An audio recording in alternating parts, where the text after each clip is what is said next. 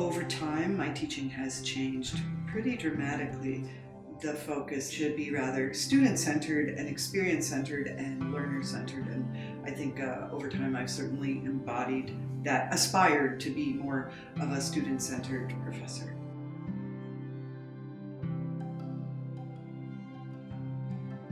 Once one's mind has been expanded, it can never return to its original dimensions.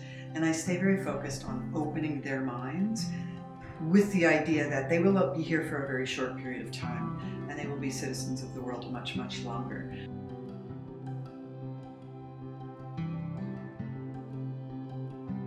So over time I try to make small changes in my class and in the class experience. For example, this past term in a 200-person class, I arrived early, about 15 minutes, and I had written to the students and said, please, when you enter the class, take the opportunity, if you feel like, giving me a high five or a fist bump or even a hug, or just make eye contact and say hey. And so I had 197 students with whom I shared a fist bump or a hug or a high five. And the experience was, it transformed the class that day. And I decided to keep doing it, and I will continue to do it in the future. I felt that it humanized me for them, and it also started the class off on a really good footing that day.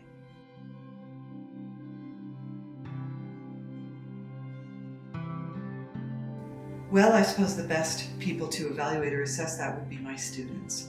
They tell me that they think differently, that my classes help them think differently, and that they felt supported.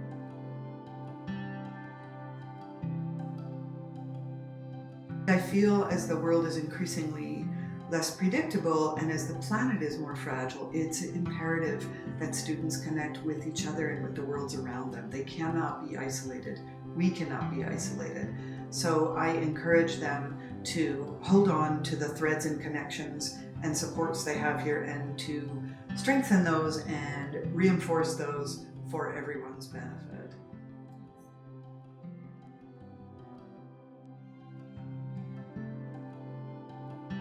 I suppose I would love it if my colleagues felt comfortable showing students that we're human.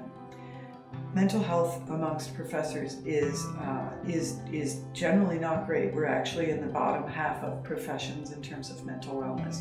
And I think hiding that from students does us all a disservice. I don't want them to think we're perfect. We're far from perfect.